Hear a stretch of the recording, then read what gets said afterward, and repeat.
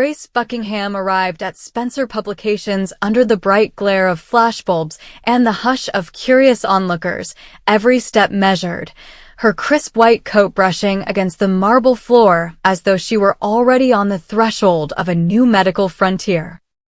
She carried with her a dossier of glowing test results, unreviewed trial data from a clandestine research institute in Europe, and a confidence so unassailable that even the most cynical board members found themselves nodding along as she painted a picture of hope for Liam Spencer, whose health had waned ever since that fateful shooting and the botched surgery that followed. Bill Spencer, pacing in the corner office that overlooked the city's glittering skyline, was uncharacteristically silent as Grace unveiled her unapproved treatment. A cocktail of experimental growth factors and neural peptides designed to accelerate nerve regeneration and restore vitality to fractured tissue. He watched her with the look of a man who had already decided to bet his son's life on a single roll of the dice. Grace's credentials, impressive though they were, mattered less than the promise of a cure. When she mentioned the possibility of publishing their results in the most prestigious medical journals and opening doors to new therapeutic breakthroughs, Bill felt a surge of pride. His legacy could extend beyond media empires into the annals of medical history. He swore that no stone would be left unturned, no procedure left unexplored, as long as it held the slightest chance of giving Liam back the future he deserved. From the moment Liam agreed to the first infusion, the atmosphere crackled with a tense mixture of optimism and unease. Grace worked in a secluded wing of the hospital, installing a private suite outfitted with state-of-the-art monitors and climate controls to keep Liam's environment perfectly stable. A detail she insisted was critical for the precise calibration of her protocol. As the drip chamber hissed with the flow of amber-tinged serum, Liam felt a warmth spread through his veins, a pulsing energy at the core of his being that filled him with an elation he had not known since before the bullet shattered bone and spilled blood. But as the days passed, subtle fissures began to snake through this veneer of success. Liam awoke in the dead of night drenched in sweat, his muscles twitching with involuntary spasms that left him gasping for breath. His vision wavered, momentarily replaced by geometric patterns dancing across his eyelids. And there were moments when his mood swung from euphoric gratitude to crushing despair within the span of a single heartbeat. Behind the glass of the observation deck, Grace monitored every vital sign, her eyes cool and inscrutable as she annotated each anomaly in her private log, anomalies she would later insist were transient, insignificant blips on the road to recovery, yet anomalies she refused to share with Bill or the Medical Ethics Committee. Rumors began to drift through the hospital corridors. A renowned cardiologist who had been asked to consult on Liam's case only to be rebuffed. A nursing staff member who whispered of midnight visits by Grace to the lab, wheeling carts laden with syringes and vials marked with cryptic codes, and a young research fellow who claimed he saw slides of tissue biopsies pinned to Grace's corkboard. Pictures that hinted at cellular changes too radical, too unpredictable to be mere side effects. Bill, ever the commander of his own destiny, dismissed these murmurs as the jealous gripe of those threatened by Grace's brilliance. He confronted Liam himself one evening, finding his son pale but exultant, humming an unfamiliar melody as he traced the veins in his forearm where the 4 had been tapped. "Dad, you should have seen the way the doctors in Geneva reacted when they saw my latest scans," Liam told him, voice bright with newfound hope. "They said it's like watching a wound heal in fast motion, like reprogramming the body to heal itself." Bill smiled, clapped him on the shoulder, and promised to arrange a press release announcing their joint venture into revolutionary medicine. Yet beneath this bravado, a darker truth was taking root. Grace had achieved remarkable progress, yes, but at a cost she would never openly admit.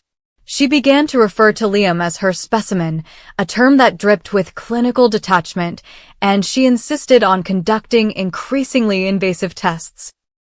Cerebral spinal fluid taps that left Liam trembling and disoriented, electromyography sessions that reduced him to tears as electrodes sparked beneath his skin, and nightly blood draws at a frequency that left his arms peppered with bruises. When Steffi Forrester, in town for a board meeting, glanced into the suite one morning, she froze to see Grace gently shaking Liam awake, a tray of unmarked pills in her hand and a syringe poised like a painter's brush. "Everything's fine," Grace told Steffi with a polite but strained smile, stepping between her and the bed as though shielding a prize from spoiling. "We're right on schedule." Steffi's lips pressed into a thin line, but Grace would not be deterred. She escorted Steffi from the room with murmured assurances that Liam's strength was returning, stronger than ever. As weeks turned into months, Liam's condition did stabilize. He could walk more steadily. His scars blended into his skin. But the wildness in his gaze suggested something else entirely. He spoke less to his father and more to Grace, seeking her counsel on every trivial decision, from what he ate for breakfast to what articles of clothing he should wear, as though he had become a plant shaped by the hands of its gardener. Bill, torn between awe at Grace's achievements and a growing chill of concern, demanded to see all the trial data, only to be met with powdery excuses and gentle refusals. "These files are preliminary," Grace reminded him. "If you share them prematurely, you risk patent disputes, regulatory backlash, and potential harm to future patients."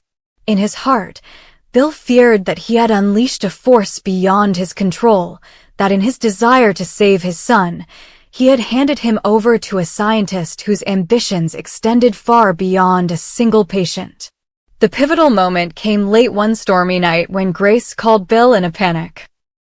Liam had collapsed during an EEG, his body convulsing as though seized by some electric demon, and his consciousness flickered like a dying bulb.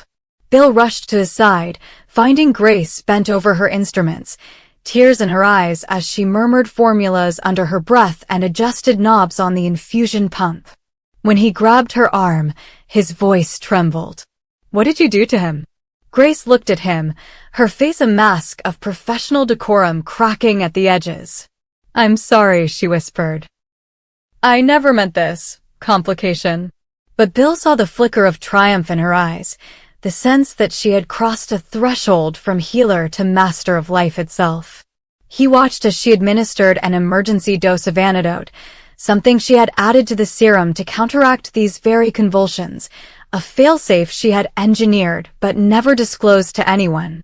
Liam's spasms subsided, his breathing stilled, and a slow, eerie calm settled over him. In the aftermath, Bill confronted Grace in his office, rain pounding against the windows. He laid out the evidence, broken promises to share data, clandestine tests, and the admission that Liam was serving as her primary test subject in an unapproved human trial. Grace, arms folded, met his fury with unwavering composure. "Liam is alive," she said evenly. "Without this protocol, he would be confined to a wheelchair or worse. I've saved his life." Bill's voice shook. "At what cost?" "You turned my son into a guinea pig, hiding the risks, manipulating the truth so you could claim credit for a miracle." Grace's eyes softened, and she reached out to touch his hand. "This is bigger than Liam," she told him. "This could change medicine forever. You knew that when you agreed." For a moment, the two of them stood suspended between mutual ambition and moral abyss, the thunder outside echoing the tempest in Bill's soul. By morning, whispers of Grace's misconduct had reached the ears of the hospital board, and a flurry of summonses and subpoenas descended upon Spencer Publications like vultures circling a carcass.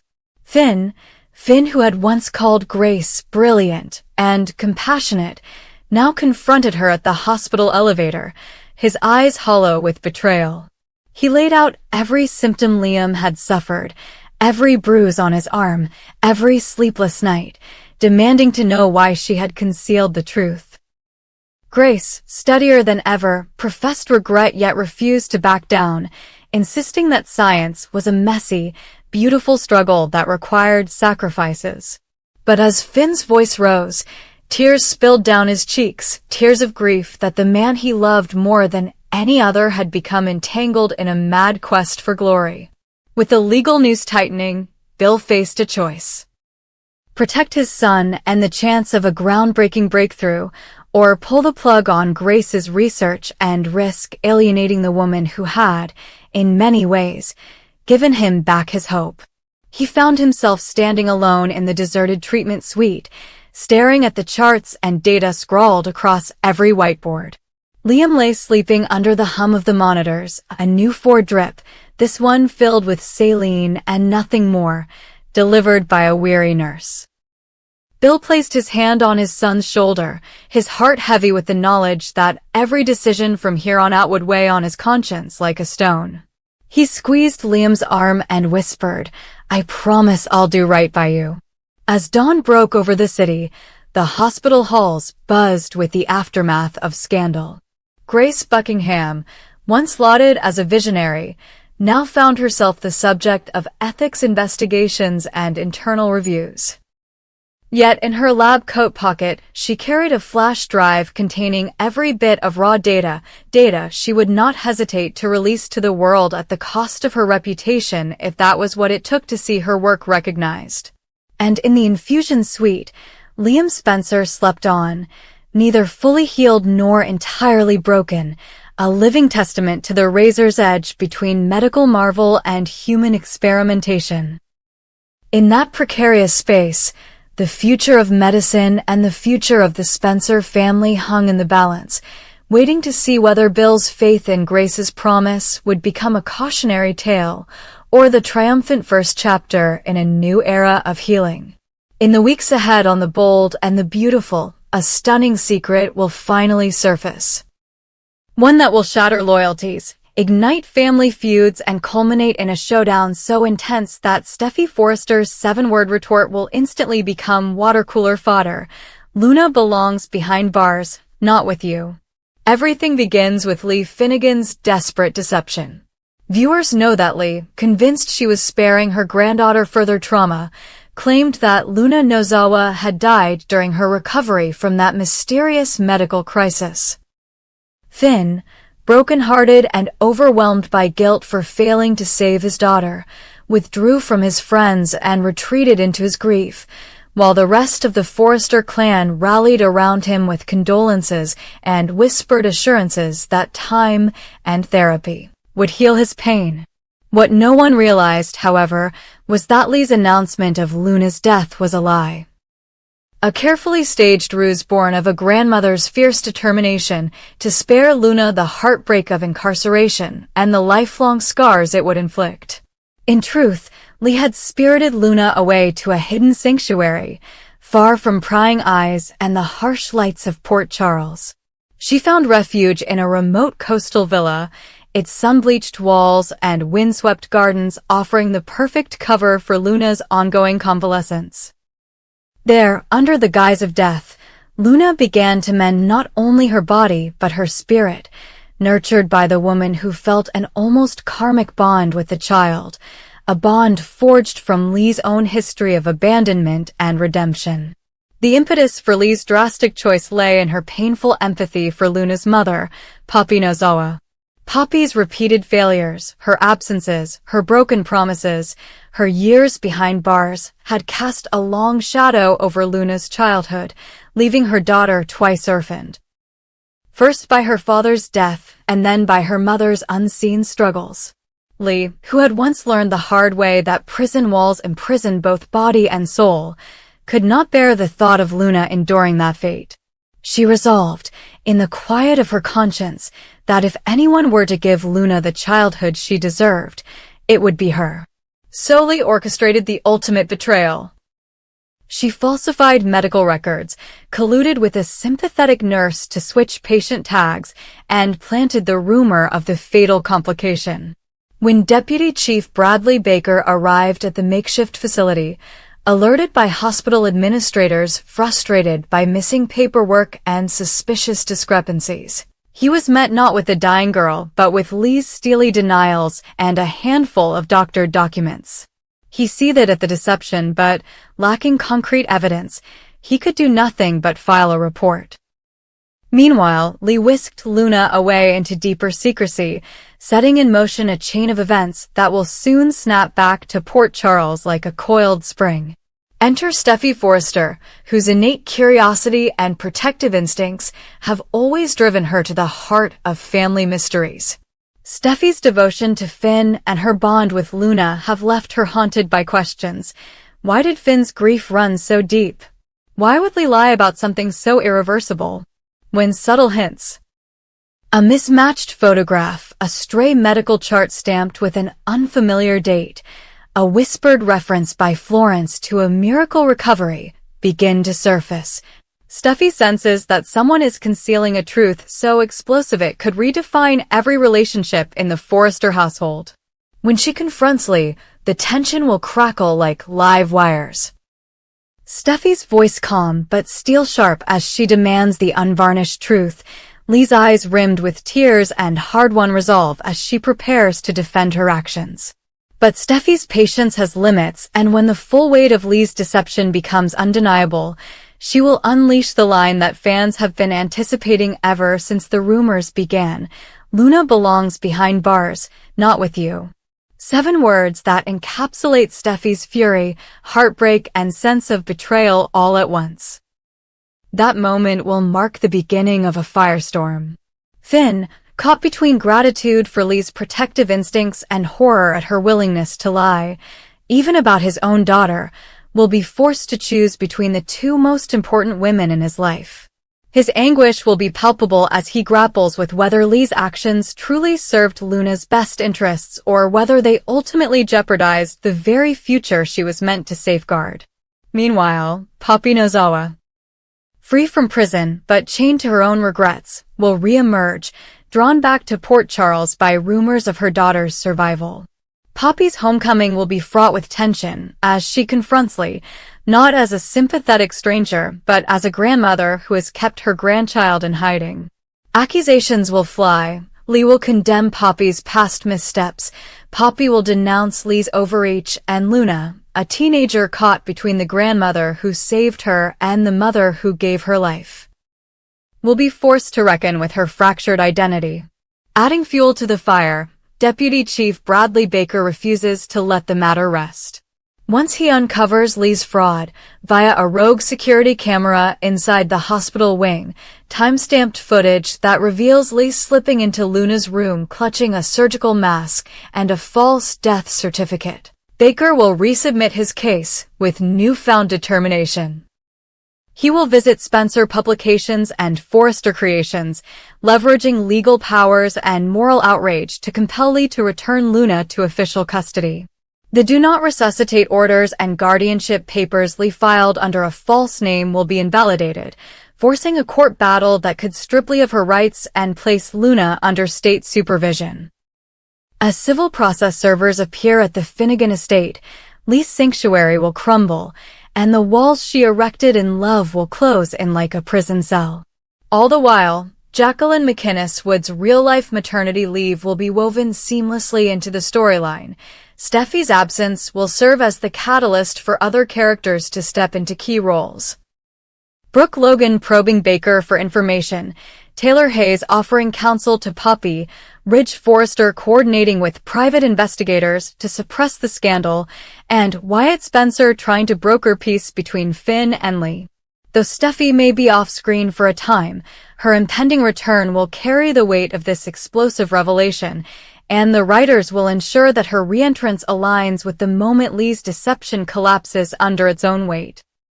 When Steffi finally storms back into Forrester Creations, eyes blazing, designer's sketchpad clasped in her hand, she will not mince words. She will confront Lee in front of the entire family, her voice ringing clear as she delivers that fateful verdict. Luna belongs behind bars, not with you. The silence that follows will be deafening as Lee's fragile alliance with Porter's Landing's elite crumbles and Finn's world fractures anew. From there, the fallout will be immediate. Finn will demand custody hearings, Poppy will face public scrutiny, Bradley Baker will push for criminal fraud charges, and Luna, caught in the crossfire, will have to decide whether the freedom Lee granted her was worth the wreckage it left behind. This storyline promises to be one of the most dramatic arcs The Bold and the Beautiful has ever attempted, combining high-stakes legal drama, multi-generational conflict, and gut-wrenching emotional reckonings. All centered on the fate of a young woman whose very existence has become a battleground.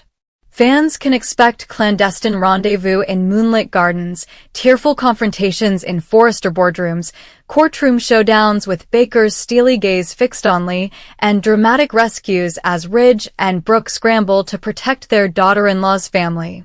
And through it all, the question will linger: was Lee's act of defiance a noble sacrifice or an unforgivable betrayal? One thing is certain. When Steffi unleashes her 7-word edict, the reverberations will echo through Port Charles for months to come. Alliances will shift, secrets will be exhumed, and every Forrester, Spencer, and Nozawa will be forced to reckon with the truth. As viewers tune in daily, discussions on social media will explode with theories. Will Lee lose custody of Luna? Will Poppy redeem herself? Can Finn ever forgive his mother for lying about his daughter's death? And above all, will Luna herself find the strength to face the world she thought she had left behind? The answers lie ahead, in what promises to be the most sensational confrontation of the year, one marked by heartbreak, betrayal, and, ultimately, the unbreakable bonds of family. So prepare yourselves. Steffi Forrester's Luna Belongs Behind Bars, Not With You, is coming soon, and it will change everything.